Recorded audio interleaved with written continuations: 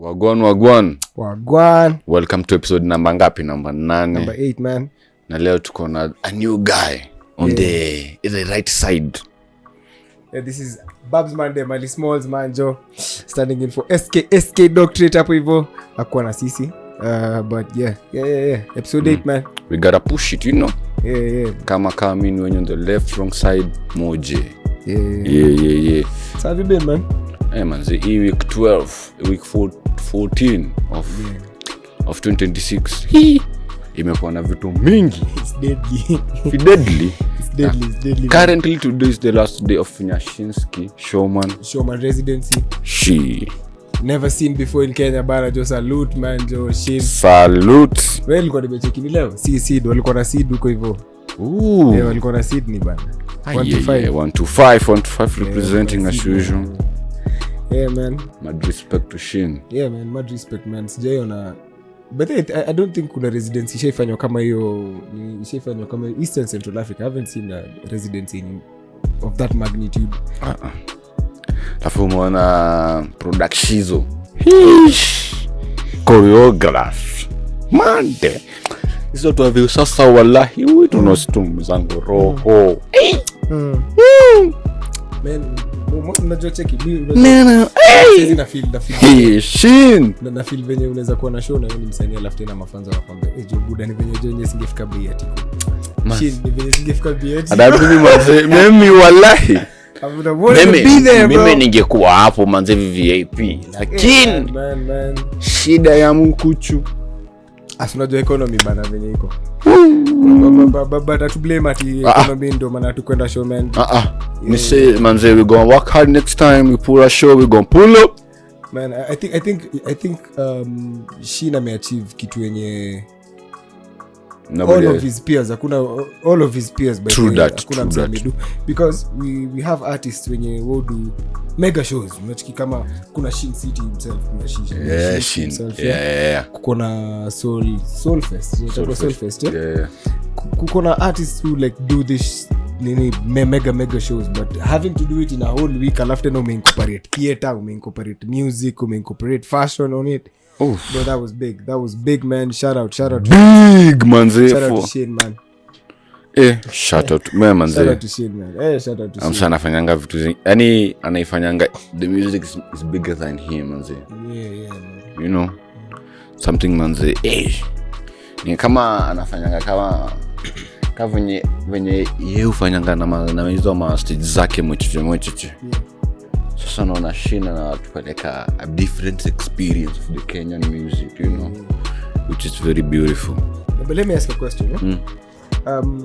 Unajua checking musically like Shin released an album. Yeah. Late last year, no? Released an album. Yariasu, yeah? And he hasn't gone on tour. Agenda on tour. Not yet. I think lakini still sign a distribution deal. So I don't know. I think he's planning. Nah, unajua when most artists according to vitu zenye nimecheki like prior wenye wasanii wamekuwa kidu. Msanii kama hataki kwenda tour ana formulate residency. Okay. Yeah. I didn't know that. Me thought plan yake ni juu tuseme like for Kenya they are not tour venues like you do like all country gig, you know. So I do a key holder residency. Another sema I did that for the key place, you know. Akienda place ingine and do a residency in that one place but in a cater for one geographical area. Mimi ngona medieval but if you say kama hivyo ndo wasanii wengine wamekuwa kidu for I didn't know. Unachikika let's say for example Bien the album yake ilikuwa itoje Alusa Utopless. Alusa Utopless the guy did European tour, US tour, bado ana tour hata bado. I think still on tour bado. I think bado wasiaja get over hiyo muziki ndo maana labda bado hajamaliza finally haja drop anything else and try to drop album nyingine lakini jo wasi bado haja get over hiyo muziki manze bado na tour na ma singles. Yeah, so he's still on tour and I would say okay, being a positive critic on my side, I think Nya should have just gone on tour because sasa hiyo album haijakuwa na impact ile like unajua si tutasikiza man, si tutaisikiza mimi bump ya Riasu. Okay, bump like you more juu niko na sentimental nini. Hey, I like you is Martin. Hey, like you is more like manze, hiyo ni like everything manze, like you are like sentimental connection to at a certain level. Ya Riasu, I bump ya Riasu nini Nyariusa. Ya Riasu. Ni Nyariasu ama Nyariusa? Ya Riasu. I bump ya Riasu to a certain level, yeah. But mi sidhani kama wase wa majuu wana bump ama wase wa country zingine huko hivyo nje like wame get hiyo impact, like I just give you impact according to how I feel though. This is my opinion, yeah. Sija feel ni kama imemake your impact big ka venye like you liko mimi. Me will say this, me jumimi by the Nyarius iliniwa mimi. Legendary. Hey man, don't play with my money. Oh my god, it's a good album, yeah. Mimi alinimaliza mimi as in mimi nasema ilinipea like a different vibe of Nyash. Unajua kama beef like mimi nazongelea like this discography ya Nyash before tutolee ile jam yake akwa amekasirika to whom it may concern. Yeah. The EP. Yeah. Mimi nilikuwa like album inatoka after the EP itakuwa mad. Yeah, it's gonna be dead. But then Nyash being Nyash aka flip the coin. He alitupeleka in a different way which for me kwangu mimi ni mada mimi. Cause I wanna be legendary. Manzeo msi. Having all that. Me according to how I feel. Unaona level ya Nyash bana jo inafaa yenyewe muziki inakuwa na impact fulani. Unajua cheki nikitoka hivi nje saizi niende hivi. Nisisikie tu wananiita Mr. ama Dadingo mmoja. Unaona? Lakini unachiki nikienda hivi tu nitoke hivi ati nimepiga lap buda. Yeah. Ndaenda huku nisikie sijui Glory Super God. Kidogo nimeenda huku nimesikia sijui tena track gani nyingine ya Lucky. Kebs. Una get? Yeah. Now you understand me, yeah? I don't think this album has actually like mimi nazasema nikaenda like artist anatafuta another taste ni anajua he has in him and anataka ku a flavor. Ndio hiyo alitoa na hii Nyarius. Yeah. Sorry make Swahili teacher bwana. She. But that's not even Swahili. I think it's Japanese. Oh. It sounds like Japanese or something. Japanese reparting. Makyoto.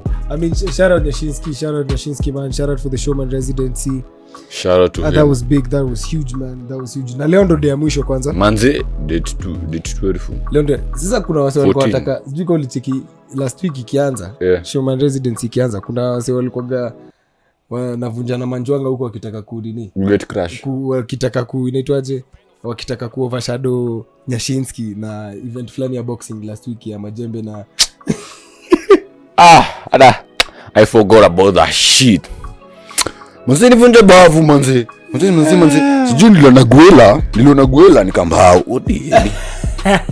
Naona Gwela. Yani ina fight man, you fighting this nigga manze. Umeona Gwela kambao. Jamali una rasa ya Majei. Ama aliona BBL akaona god damn. Bedeli alilia kwa BBL. Majembe she BBL shit though. But mimi ilinibamba jo, nilikuwa najua sana wacha fight it end like 3 to 4 rounds. But for the hype, yeah. Shit Mbavu, Majembe mimi that was good man. That was good. Kwa big time. Yaani mkaladadi mapolitician name akakamkoneo mechi. Ayaya mili ni mada. It was big. Mimi nasema hiyo hype ndo everything manze. It was big. I think sasa unachiki venye tunatengeneza hiyo culture ya nini ya content creators saizi wanaweza box. Sasa tupatie sasa the actual boxes pia. Yeah. Tupatie pia also that same kind of attention pia. Because on the same day kulikuwa apparently there was another bout. Kulikuwa na bout zingine kadhaa zilikuwa sponsored na SportPesa on the same day. Yeah. But azikuaga like hakukuwa na nini. hakuwa na psych about it, you know. And now these were actual boxers who were actually fighting, you know, on that particular day. I'm checking. Okay, not to take away anything from these guys, but it was so good to see Kenyans show up your design bana. Waswali tokea man. Manze, waswali tokea wasanii walitokea. Politicians bro, it was crazy man. Sasa tunaongelea politicians kwanza, nyenye watu nyenye. Historia magunis. Di heli. Tafika hapo. Cheki, wewe ulikuwa support nani kwanza? What, Majembe? Oh yeah. Me I was behind the BBL guy, man. See. Hadi mimi nilikuwa tu behind. I was behind the BBL guy. Man, that nigga, man. He shot and he. Wala ile ndio utapata na Majembe. Nani waronga? Manze, cheki Majembe is a man, you know. She. Nakwambia chimba inua. Chimba she. Mimi niko na Mbavu. Mimi nilikuwa nyuma ya Majembe. Kada mimi wajuma. This is the dummy for me. Mbavu. Lakini ukipiga mse bwana una disqualify. Bana jo hiyo match ile kwa disqualify ndio kwa cover Mbavu sasa angekuwa gana endesha noa hata kama amevunjwa njwanga angekuwa na 3 mic. Wako bie like the boxing federation hapo alitungora, lakini I don't think that like there was a boxing at the Kenyan boxing federation. I don't think they were there. Ando alikuwa na make max, ujua ndo alisema. Wewe ndo ali make max at the end of the day, ndo alikuwa hapo kando. Wanasema sijui easy ndo akapatia Majembe more points than Mbavu. Sasa wait. Like under what stipulation did they give Majembe the win after he low blowed Mbavu? Unajua li blow. That is apparently coming. Mimi niko like boss ulicheki alimlow blow. Haikuwa ati knockout, alimlow blow vividly. Juu kama alimlow blow, unaona? Mbavu wakumbuka hiyo venye alipigo ya huko. Pigo ya gwadu ya makaa. Alipigo ya makaa akasquinch. Unaona wewe alienda chini. Sina alikuwa anakuongezea ile finisher ya left moja ya hapa. Mbavu ni nani akasquinch. Wewe kwa like we rada. Umegongwa, ukiamka na penia ya makaa. Ukianguka uongezee ingine kiendanga. Si boxers alikuwa aware, like alikuwa aware umsere aligonga tena. So like lazima ukairada. Because akwa mimi to the point that is that nimeenda sasa. Sasa nikuulize, sasa wewe nikigonga hapa, nigonga kwa makaa. Si brain cells zako mwili yako yote itakuwa the fuck I'm in pain, si ndio? Hakuna brain cells huko na huku juu. Unajua hiyo ni kichwa na hii kichwa. Okay. Ni MDMX is different. Kuna moja. Lakini MDM moja unajua ukigonga manze everything bana. I mean, according to how I see it, according to venye tu mimi na cheki bana jo. Mimi take away from Majembe. Wewe ulimfieka ninja bwana, lakini ni sawa. Lakini ulimgonga njwanga. Mel stand by me Walai jo, Mel stand by that. Mel still stand by that. I'll still stand by that. Jujo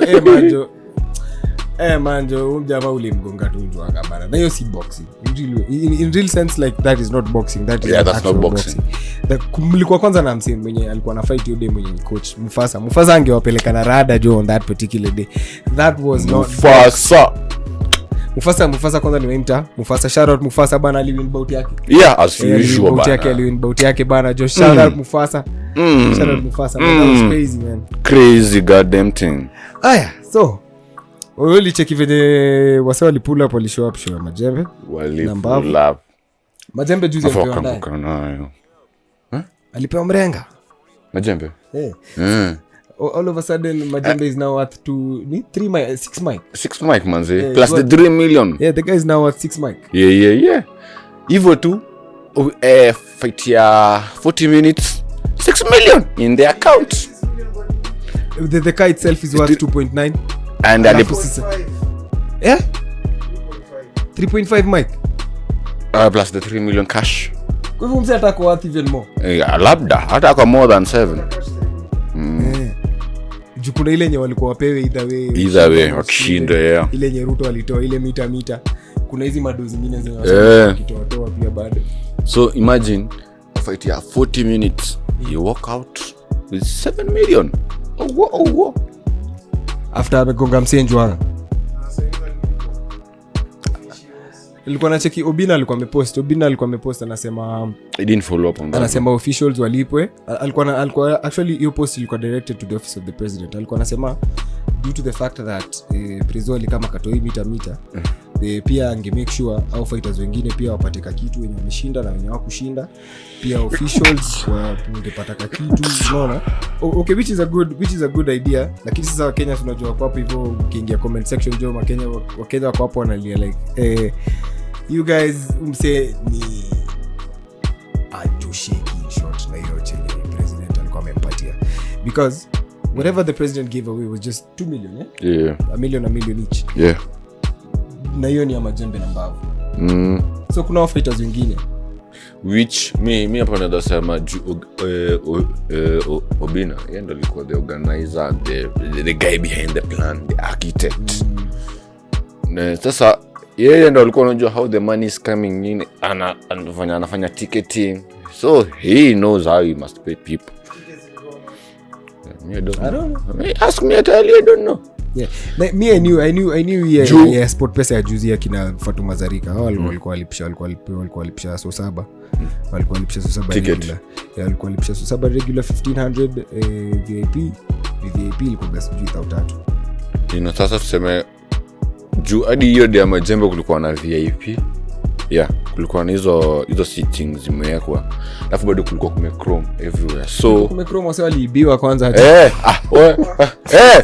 waja DJ aina Dark Child ni nani? Ni reggae 24/7, watu kutokana. Si ni wase wa reggae walikuwa wamejaa huko hiyo. Unafanya nini? Chukua simu. Alitoa mlingo akapea security. Nishikie hii bana. Hata akiingia alichukuliwa ngepa. Manze hadi kwanza lakini mseme alinibamba, lakini alikuwa censored. DJ Afro. I don't think alikuwa censored. Alikuwa censored. Tulikuwa tunawatch hiyo shit live. Kabla msee aseme Makagare amegonga makaa. Tunajuaje ni makani gani? Makani nini? Tuko like nini? All right. Msilambe lambane. Hapo alikuwa amenibamba. Msilambane. Nipe soki. Hapo alikuwa amenimada. Lakini sasa ile venye fight inaendelea, he was like censored. Alikuwa like yeah. Angekuwa ile natural. I think atapea Rodiness yenye ilikuwa imekaa mjoyo nini kwa nini on the day of that match. Hoja kulikuwa na politicians pia bado. Yeah, kina Babu. Kuna mimi nikikamna wasi wangu ndakamna gunzo wangu fulani, na wewe ukamna wasi wako fulani. Juu nataka kushow a certain level of might, yeah? Which brings us to your point sasa ya Goon. Goon is a main thing, unaona? Me point inaweza sema you're talking about an event, so midingi kitu fulani, hadi mdiki alikuwa anasema crowd management. We should know to manage the crowds. Kuna na how tuseme if you have VIPs lazima wafeel in a way. Kuna regulars hadi lazima wafeel in a way. But you there Majembe crowd management ilikuwa off. Hadi DJ Afro kingia kwa stage, hadi wanadhani ni yeye. Wanatoka mtu amemchrome ni. Leo unashindwa ni nini? Siache tu apite, mtamwona ndo ule pale. Afanya mambo yake. I think hata even when talking about crowd control, unajua kama mimi let's say for example, mini politician A, right? Nimekam kwa venue yenye inaweza beba capacity tuseme wasi 10,000. Nimekuja na watu 500. Na kuna politician B, C, D. Tuseme another 3 politicians, right? These politicians pia wamekam na wasi wao, tuseme wamekam na wasi wao hata 500. Right? Au ni wasi 2,000 within 10,000 people. These 10,000 people can most probably be controlled, but kuna 2,000 people who are paid. Now that is where you cancel out crowd management. No. Sasa si tumekuja tumelipwa. Tumekuja kuleta rowdiness, hiyo ndio kitu imetuleta hapo. Na nisalipo nimewekewa doko mfuko. Leta rowdiness whether or not you like it. Yeah, unaweza leta rowdiness, but sasa unajua kama kuna crowd management you can pinpoint where it is, unaona? Kama tuseme ni the politician A, B, C, D amekuja na watu wake, si ndio?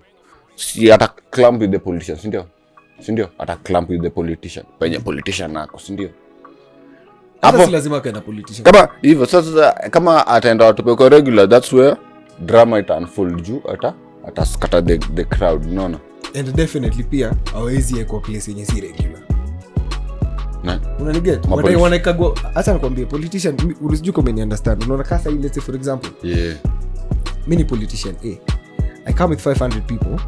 Sawa. Politician B amekuja na wase 500 people. Arrival faction, Politician C amekuja na 500 people, politician D amekuja na 500 people. 2Gs. Na tumekuja kwa venue ya wase 10,000. See, we are a quarter of them. Tumekuja kwa venue ya wase 10,000. Hata nikuulize, when it comes to event organizers, crowd management inatokea security. Yeah. Security and zoning of people. Hauna security yenye unaona kwa wase 10,000 tuseme. Si 2,000 tumetoa ni wase wameletwa na wase. Yeah. So kuna baki wase 8,000. Wase 8,000 toa wenye wako kwa VIP. Yeah. Tunabaki nao wase wakulima wa chini penye sasa wenye hao magunzi wako. Right? Oh, that's a big problem, yeah. Nimekaa sasa mini event organizer. Nafaa kuwa na crowd management, right? Now security. Si ndio? Yeah. Boda, niko na security nyingine za handle wase 2,000 wenye wamelipa. Hakuna. Really, that's fucked up. Unacheki? So awezi argue out with the level of at crowd management ama anything. Unachikileze unataka kuwezi political rallies kitu imekuwa ikifanyika ni mimi nimekam stronghold yangu. Yeah. Kama staff by the nini Osotsi juzi alitandikwa bana alitandikwa, that was not nice. Hiyo sipo. Asi manzio na bo. Sipo. Unacheki mimi nakam kwa stronghold yangu. Let's say for example nimekuja kwa stronghold yangu. Nikikam kwa stronghold yangu najua ndapata wasee wangu. Niko na mobilizers. These politicians have mobilizers, yeah. Niko na mobilizers. Wamekama mimi mobilize wasee. So mobilize hata wasee ka 10k, tuseme 10k, right? Yeah. They mobilize 10k people in my stronghold, which I can get, which is very easy for me to get 10,000 people juni stronghold yangu, yeah. Lakini sasa kuna msichana kama anachukua wase kama 2,000 wengine ama 3,000 anawaleta in the midst ya wase 1,000 wenye ni wangu, wenye ni loyalists na wenye ni loyals, cause chaos, Trojan type of thing. Unaona, cause chaos, unacheki, and then blame it on the other politician B. Unaona, he should we are setting a very bad precedence bana jo for 2027. This is not right bana jo. Wase waangalie Apache zimekuwa zikinimio. Kuna very high kuna wase wako hapo juu sana wanakaa hapo hivyo kwa hizo viti ziko hapo juu. Manze me to square nimekuelewa at first but juu kama umesema story ya Goons, mimi hata nakwanga like hata kama ni mimi Goon anipewa 13,000 nende ni loot, kwani 13,000 na kuspendia wapi? Surely kwani really wadau, hata kama unapewa hiyo miti mbao mambo ndo haribu, alafu ni kesho kwani udamko uende wapi? You know, our politicians manze asio wakubwa kuliko Kenya yetu bwana, hata kawa kwa na pesa ngapi. No, tukule pesa yao lakini manze we have brains bwana, tulienda shule bana jo, tujue tu yani tujue for the greater good manze. No politician is bigger than Kenya bwana. No politician is bigger than Kenya bana. Nobody. Umsee walienda kumwona Hosi akona like and you know unajua kuna msee mwenye ana just a portion accusations like blame bana msee mwingine, lakini umsee akota position whereby akona mpaka chronological events zimekuwa zikihappen. Awasi wamekuwa kinifuata kutoka hii place mpaka hii place. Awasi kuna time walikuwa wametumwa watu kute mimi na Orengo at a certain hotel, tulikuwa na Orengo at that hotel, wakablock hotel management ikatutoa from the back side ya hotel. Unaona, a week later the guys met kwa Java na wame time bodyguard time ayu you know why do that? Okay, it could also be pia security yake pia bado alikuwa compromise, you know, bado hadi alisema you know hizi noma zenye unasikia politician anapigwa ama kuna hizo infiltration, most definitely there is inside job. Hadi ule mwenye alielewa Ngondo ule akasipuli ule akasipuli ni bodyguard job manzi, hadi uko like really unaona unashindwa manzi, yani uko naye kando yako yani na nataka uende Yeah? Kuna a very like huge and prominent politician ametajwa hapo. Mr. Taja majina Mr. Sema kasi funa tinda kutaja. Wachia walinda wananchi. When you're in that seat of power, one thing that we should understand pia hata kama sisi hata kama the masses, when umepatia umse power, hana absolute power. Yeah. They don't have absolute power. Hawana absolute power. Ati umse atakama anaweza kuja kwako ukipika sembe ikate nusu. Utukate nusu umpe. Unaona? Ati jie ndo mwenye kiti. Hiyo mchezo ishe bwana. Because it is said that the guy unaona ati yo road ya kutoka from Kisumu to Kakamega, like from Kisumu to Western, ukiingia Western, yo road yote akona goons that whole way. The Kasipulga? No, the Kasipulga is dead. Nani? Osotsi was the one who was actually saying this. He was the one who was actually saying all this. You were saying about the PS thing? Yeah. Sasa huwa shalipua. Kuna OPS bana jo, OPS. Ametajwa. He's been named, but ametajwa man. Si mimi nimemtaja, unajua sisi. It's information out there. It's information which is already out there. We're just heading it out. So PS Raymond Omolo has been named as funding and ni msemo mwenye like ana support hiyo Goonism thing, so and he's handling security. Mse ameenda ametuma wase according to what he said, ametandika ametandikwa Kisumu, si ndio? Jama. Yeah. Right? And then there is a picture of the PS with the same damn guys who alichapa umse.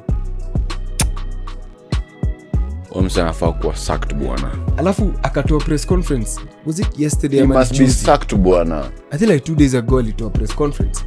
Ati any leader who is dealing with Goonism in Kenya should be dealt with.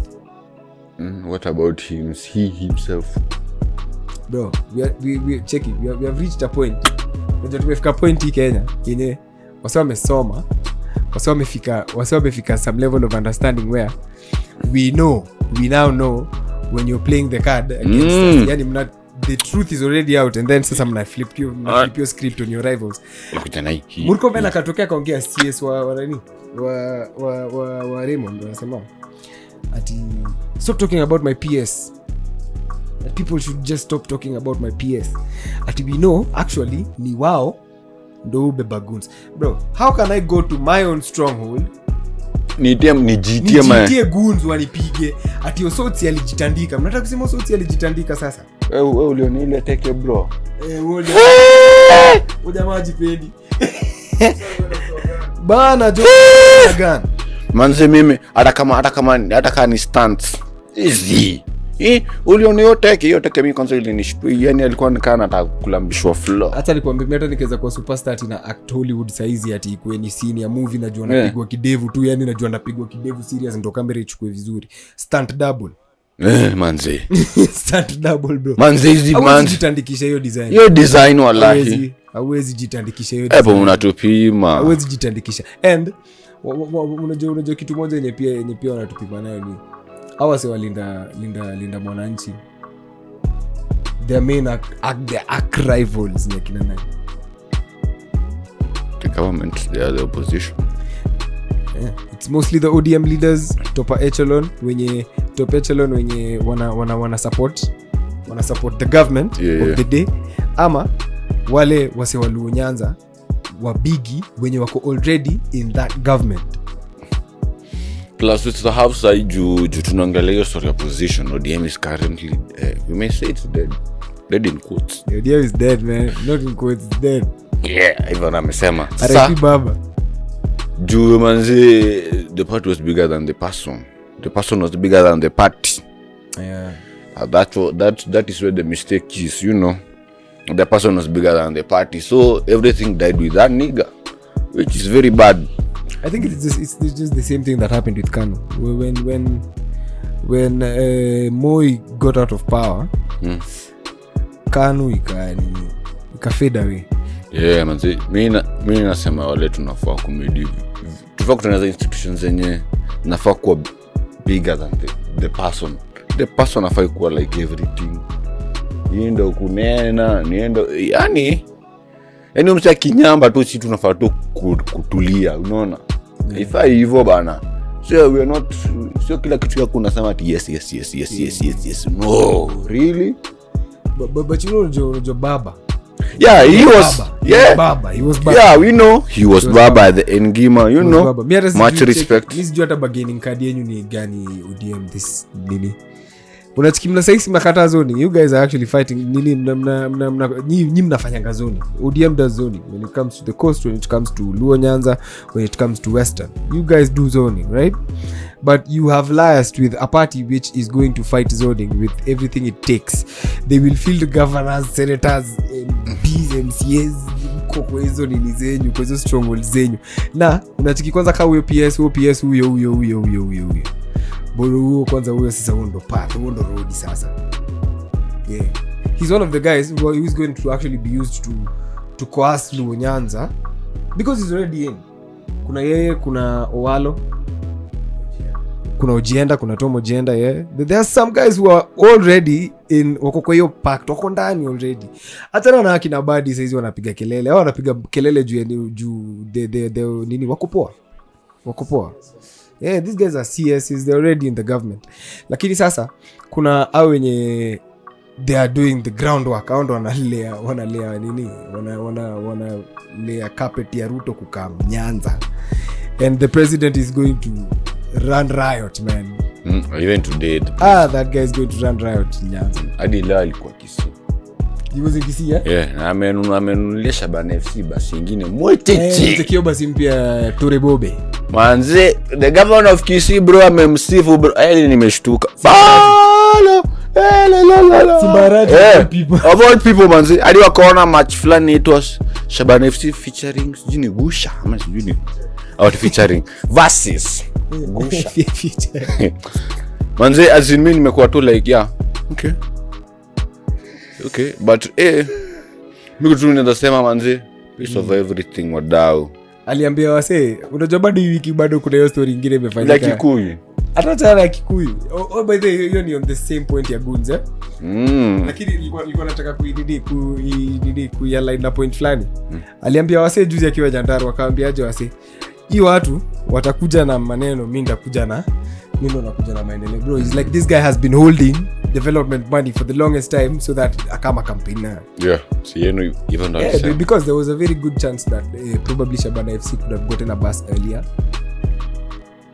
sindio yeah probably yeah but me ukipata tu basi earlier kuna hiyo power si ati nakuja nini ndo wabaye basi mimi si mind kubaiwa basi mimi ni ile ni like inasaidia team kuna venye inafanya team inaongezeka inafanya vitu zingine mcheche unaona unajua mimi kitu mimi nasema ni kind of like unapewa two gifts tu lakini institutionally like a team you're not growing yani ndo mopo tu chino Shabana inakuga money laundering hub I didn't know that mimi am a KPL fan I'm a Kenya Premier League fan mafans wake ni legit mafans wake it's mafans wake ni wa Kisii because it's the biggest Kisii team no like it's the biggest club from the Kisii region no truth be said ni kama Bandari is a team from the coast so we collable kwa fans wengi on the coast right nika ama Gor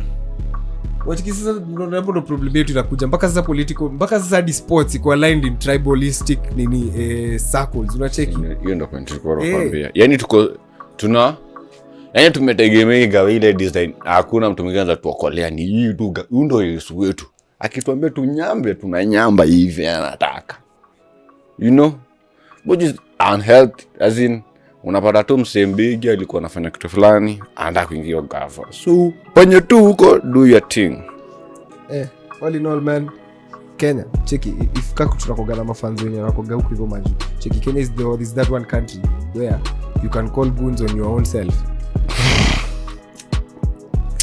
Wacheki, it doesn't really make sense for real. It doesn't really make sense. Lakini it never makes sense. Lakini we never know ju. Kenya tu ni drama. Deadly. Bana jo, mwafiko nini bana jo? Iko nini manze? Anatokwa bana. Hii ni mara alimtoka Majembe manze. Hii ni mara ya pili, si ndio? Mani unyangapi? ni mara nyingine. Kuna mali walikuwa wametokwa ni last year, alikuwa ametokwa. Bado tayari anatokwa tena. Hama hiyo chuo. Cheki, mimi nimecheki bili mbona hiyo footage mwafu bana jo. Mimi nimeona hiyo footage. Hiyo footage awase ni si madingo wa kawaida wao wazo wamedishi. Anazo wako unasona kichenyu tu wako on your radar. Jo hiyo message jo una spread bado jo ni kama jo awase hawadai bana. Afrai maneno. Kuna wase mahali wamekaa mahali kwa mafiti fulani tu yani wako like this nigga we gotta finish this nigga and whatever he's doing, man. And man, they'll always fight the cause, unajua? The cause will always be fought, unacheki?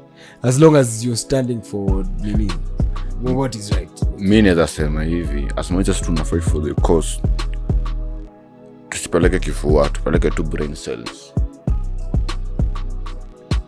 At the end of the day, ama tukue tu civil. Acha ni yake inalema mtu wala acha tukue civil people. Civil human beings. Stories jio unataka kunipiga bana. Tuwetu acha tungeka mechi kwa kina Majembe part 2. Tuweke mechi yetu sisi specifically tupigane. Ama tuende Iran. Bana. Tusaidie kina Israeli kufinyana. Unaona? Oh David, you know you die for just be civilized human beings. I think ni stuff ni kitu kingine tena bado tuna very punitive. Ati neza chukia brothangu ama beshte yangu juu ya political alliances ama preferences ama ati neza juu wewe ni tribe flani. Ushai made like ukiuliza what is tribalism ni nini wala ni nini hiyo. Unajua unaongea lugha different. Tinafaa kukujamia. Sivai kuongelesha sijui. Ni language. Na unachiki una historia Goon. Historia bedhe nilicheki point flani. I saw this kwa certain site. Walikuwa wasemaje? Whatever the president is actually trying to do ni anataka kupit the Luos of Luo Nyanza and the Luyas of Western against each other, so that they can never ever vote as a voting block again. Unacheki? Juu inakuwa ni aje? Inakuwa ni our Goons ni wajaka walipiga Mluya. Sisi tukikam kama unajua kama sasa wanasema renegades wenye wako ODM au renegades akina Sifuna akina nani, they are the Luyas. They are segregating them sasa according to tribalistic, ati ni Waluya ndo hawataki hii hawataki ile. Bro, kuna Babu Owino kwa hiyo phone. True that here. Kuna Orengo kwa hiyo phone. Captain. So huwezi sema ati ni Walunje ndo ati wana unacheki. Mimi nakwambia ali umenikumbusha manze, jana nilikuwa na documentary fulani hapa. Wow. Inaitwa Africa Dios. Shit. Mimi wallahi. Afrika tuko na shida. I swear. Sijui kama tutafanya screening hiyo shit wallahi. Tuambia tu watu bro. Really? Yani manzi kitu ili happen 1964. Man, I also not watched it bana John. Lakini ukiona tu saa hii yani tu unaona tu like this is Kenya right now. Now we are in 2026. Now we are goddamn in 2026. Manzi tu unaweza choka. We are still moving in the same mentality, still moving same mentality, same yani ni wale nothing changed man. Unajua ile formula ati kusimama juu ya gari. Ile 1964 ilikuwa tu bado. Yani wow. Yani nilifunguka hivi tu. 2 hours. Usiona Oppenheimer. Adios Africa. Maybe I don't think naweza rewatch Africa Dios. Yani 2 hours of your time utaka hivi kwa like god damn. Sio nika naweza rewatch mimi. Yani imeni make nika feel yani less of human. You must watch that shit. Ukiwatch your shit unajua what you are fighting for. Tuna fight for to go civilized. Tuna fight for our society to grow. Yani ule wala ukiona I think the biggest way yenye tuko nayo kama Africans ni kuongeza tu brain cells zetu yani. Manze. Juu wallahi ukiona hiyo shit utachoka. Bana jo like lakini kama tuko against development, ni kama tuko against development. Yani si tunafaa kubaki nyuma. bro na ujue shit ilikuwa like mimi nimeona the whole thing ni kama walikuwa I also watched it but nimewatch jana walikuwa na unaenda Kenya Independent 1963 Tanganyika walienda wakaona venye wanafanyiwa all are the same hivyo. South Africa was the different in Africa cause as someone talking I don't alive we not going anywhere. They said that this is not Africa. This is the south part of wow your line kwanza iliniua at the southern tip of Africa. This is not Africa. This is not Africa. Unajua walisema sijui ama boss it is what they said was wanasema manze sisi hatuko wengi lakini huko ndio mtaa tumekuwa huko sijui since 1887. Sasa juu tuseme like the history of Joburg, the city of gold manzadi nilienda nikaingia Wikipedia niliingia rabbit hole nikasema hadi nikaona meaning of Soweto ni the southern western township. Ina meaning ya Soweto yani waswali say the great ile design noma like tukaona Johannesburg ndio walikuwa the second country after Casablanca ndio the first Morocco. Casablanca the town walikuwa na east of Forex. Johannesburg stocks Johannesburg was the second one but the best one alikuwa anauza yani Afrika nzima kuna za diamond 20 million 50 million na zinaenda hiyo time they are selling walikuwa wanauza hadi ama bozo anauliza bra ya inja tuwezi wacha hadi mtufanyie nini so hadi hiyo venye walipata hiyo gold the thing venye wali subdivide venye kaifanya yani wali celebrate people manze but unajua to a certain level I would rather have had that alafu ni kuena a more stable economy, a more stable healthcare system, a more stable educational system for hata fadhali ningecolonize for another 20 years tufike 1983 ama at 30 years tufike 1993 ama hata mpaka saa hii tufike 2020 something. Jamaica. Where are we currently? What did we do with ourselves? What have we done with ourselves? Mikondo menikumbusha story NHIF nikachoka. Don't do that. Do you know within 1 year it was NHIF, it became SHIF, then it became SHA. They used 140 billion from a debt of 10 billion to clear a discrepancy of 10 billion. And somebody comes on TV and tells you that at the end of CS. Tulifanya kitu mzuri. Yes man. Really? Bro. Really mzai? Can you imagine we have programmers. Really? We have programmers who are being outsourced by major countries, uko hivyo nje na major companies kwenye ni Kenyan, wanatolewa hapa wanaenda wana program very huge for very huge companies uko hivyo nje. Lakini sisi tunaenda country nyingine tunatafuta wasee tunawalipa 140 billion kutengeneza software at Shonde.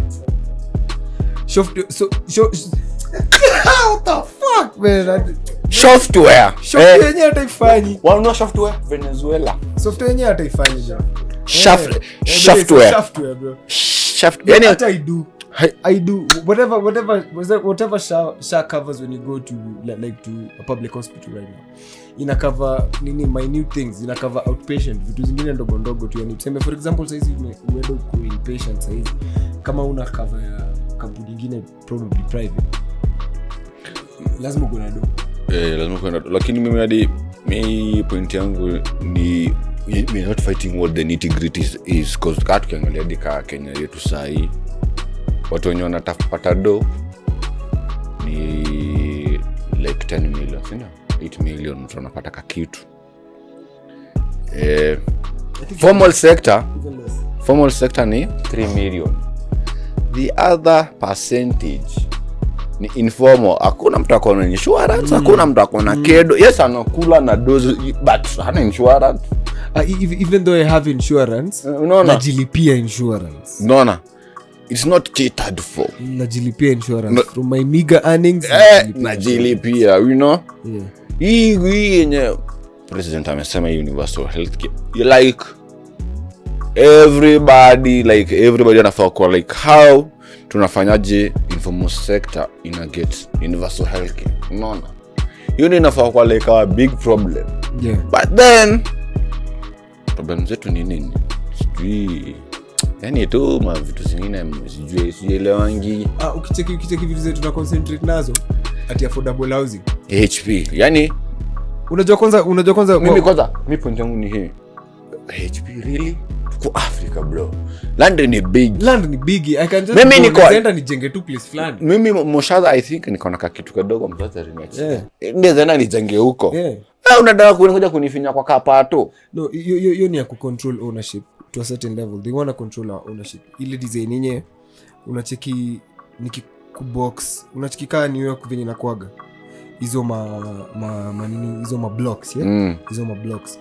Na kupatia keja for this certain amount. Alafu you're going to be paying me a mortgage for this number of years, which means utakuwa job kama wewe nimekuandika kama mimi serikali nimekuandika, which means utakuwa job for this number of years ukilipa hii stuff. Alafu bado I can give you a second mortgage kama unataka loan. Unacheki? Which means you still keep paying for unashinda kwa hivyo tuseme let's say for example kama nimekupatia kazi na kulipa 40,000 na kwa hiyo 40,000 tunatoa labda 3,000 ya affordable housing ndakuleta 3,000 for the next 20 years. Not HP can never expensive buda, kwani hizi keja ni how much? 1 point. Yeah, are you sure? 1 point. For keja nationally kwanza ni cheap car fucking, but then and corrupt videdly. Must hizo keja ni how much? Affordable housing? Ma 1 point. Na bedsitters ni mimi najua kuna cheaper ones. Wewe unaweza ishi kwa bedsitter na mama wako na watu. Hapana, mimi nasema as in mimi najua ni kuna cheap options, kuna msi fulani huko Ronga is that board of HP anatuambianga it's very cheap you to own a house there.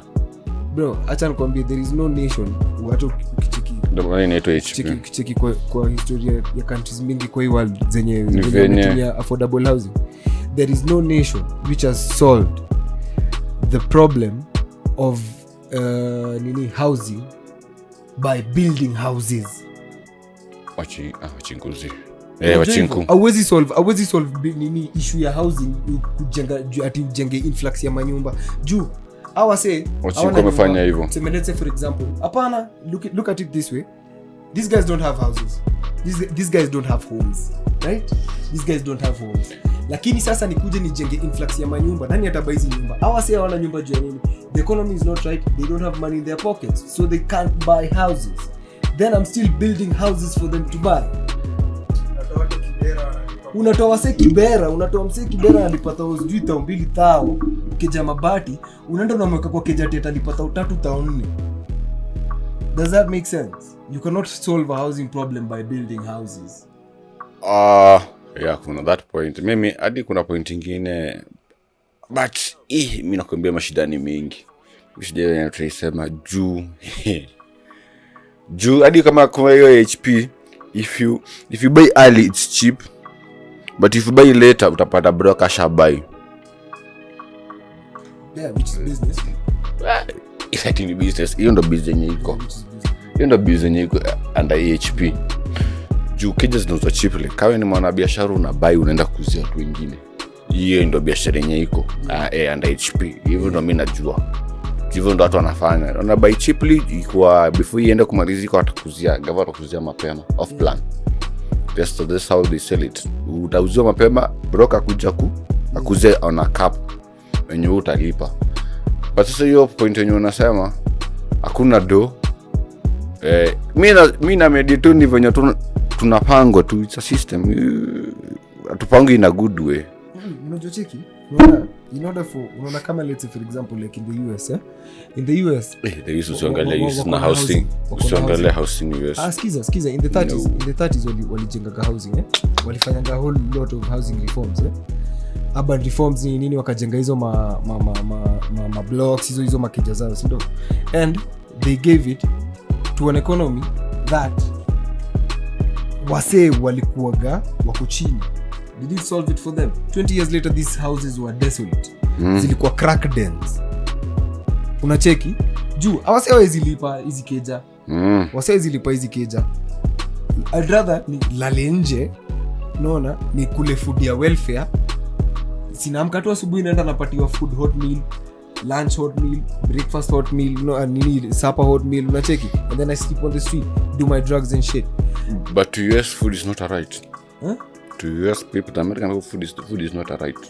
No, food is a basic, but it's necessity. Not a right to Americans. Yes, no. Hivyo ndo alisemanga. Si hadi imeandikwa. Si ati is your food is your must. Aya. Unafikiri nani ufeed wase? Hai, kwa nini Trump alikuwa na campaign na Keroma? See they give out food stamps. Governor anapeana food stamps. Haya, tutaingia kwa mtandao tukimaliza podi. Acha nikushow, unaona? Utaona, utashtuka. If you know America really. Let's like in the US they solved the housing. Unachikilia time sasa wali kama wakasolve housing yao ilikuwa wapi? Ilikuwa design. Wali kama wakacheki the mortgage fix are fucked up. Skiza, population ni unskilled.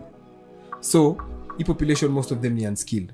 Kwa hivyo hata tukiwatafutia job, ati tukisema sasa tuwajenge makeja hapa hivi, tuwatafutia job, ati mko mnaweza kulipa hizi keja, it's going to be hard. So what are we going to do? Courses. Wase walianza kwenda kwa courses. Make them cheaper, make school cheaper, make education cheaper. Unaona, make healthcare cheaper. Unaona, if you make hizo ndo basics buda. Keja, unajua keja size hata sikudanganya. Keja mimi ukiniambia jitafutie keja bro, ndio nitafutie keja mabati na ndasitu. Unaona, hata kana lipishwa thao, siwezi kosa thao. Lakini umeenda unaona kazi, unajua next week kama ni by April 23rd. By April 23rd kuna wase fulani hapo hivyo Kibich wenye wako kwa hiyo line yenye imejengwa hizi keja mpya hizi za affordable housing. Wameambiwa by April 23rd wako wamehama. Unabomolewa bro. Kibra sikibra kuna the president will still come and say what? These houses are meant for who? For you same guys who are evicted forcefully. Unaniget? I evicted you forcefully. Unajua hata tukiangalia historia housing for kuangalia juu America, juu kati tumekaa America wako na union friendly tangu ni sawa hiyo jina. Like tuseme unaona penye tuko sasa Rongai. Like tuseme hii area yote Rongai inafaa kuwa the same from Masai Lodge hapa penye tuko. Yeah, I'd rather have that. And that is expensive. It's not. I'd rather have that. It's very expensive because nobody will maintain it. No matter ndio nataka kuleta kwa hiyo point.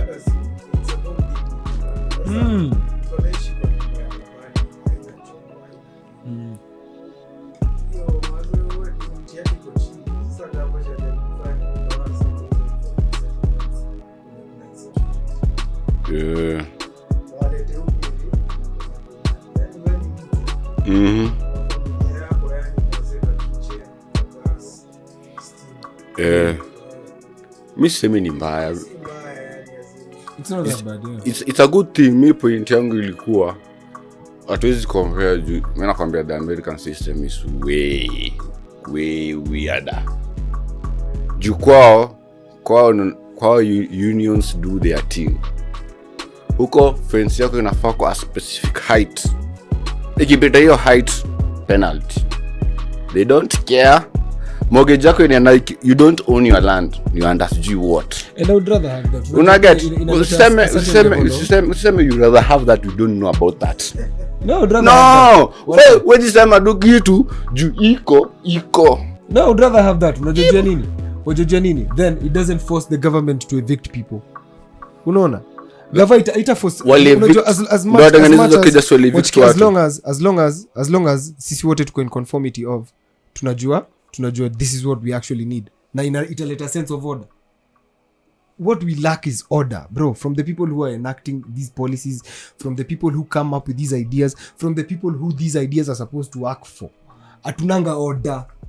Management issues. Atunanga order. Jocha nikwambie, let's say for example, the government feels like it wants to evict people because it wants to build. Bro, tuende to evict wase.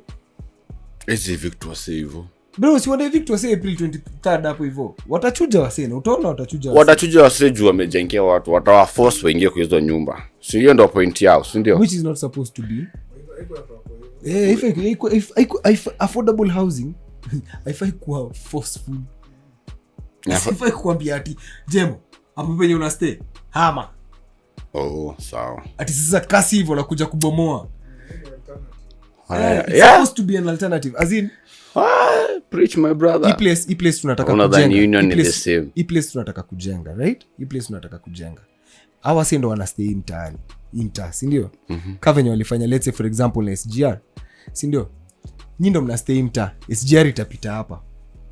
Unaona? Shikeni ido fulani, tunawakanja ido fulani, mtaweza kujiresettle. Unaona? One thing they don't have is resettlement. Juu hawa se unahamisha mse unajua kuhama ni do. Kuhama ni expensive.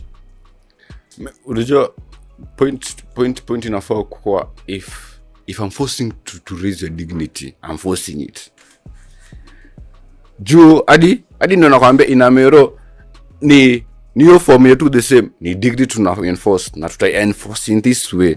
Unaona kama hiyo tuseme venye unasema hizo projects zenye kuna towns na kakani fucked up ama ghost towns, ni watu walichukuliwa mahali wakawekwa hapo. The same way inafanyika huko, ni watu wanachukuliwa na hadi China ni the same thing. Walikuwa watu kwa villages wanafinya kwa makija zenye wamejenga.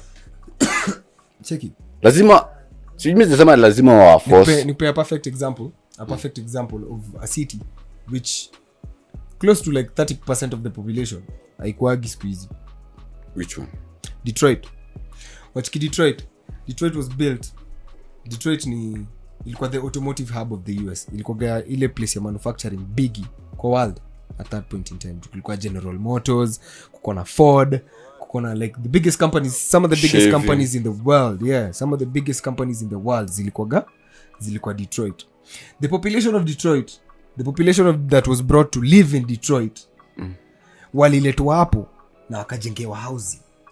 Hawakuletwa wakaambiwa jijengeni.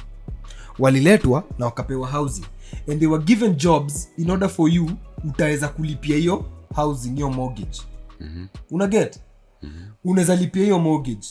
Unaona? Si ati US ati inakoga kitu ati, you know, people think that the system is workable. It's not working, it's workable. Unaona? Detroit wase waliletwa Detroit wakapewa majobs kwa hizo kampuni, hizo General Motors, Chevy and all that, so that they can be able to pay mortgages for these houses that they were provided for by the government. Unacheki? Yeah. So it real sense. Hatuna order. Kazi yetu tu ni kuita magoons. Hata unaona hiyo time yenye wasa evictiwa kutakuwa na goons involved. There will be goons involved, no lie. Why lie? Goons, Gangsters Paradise. Yeah, man, become Gangsters Paradise hapa hivi, man. Shout out to everyone for watching us, bana. Jo tume rant. Welcome to Gangster. Subscribe, comment hapo hivyo. Let's link up next time. Finya button. Yeah. This is Rock City Podcast, man.